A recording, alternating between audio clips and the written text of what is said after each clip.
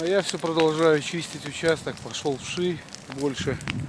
Разжег вот такой красивый кострище здесь. Повычищал, еще много бревен, которые, в принципе, порезать на дрова здесь. Вот. В прошлый раз здесь костер тоже жег. Как-то так.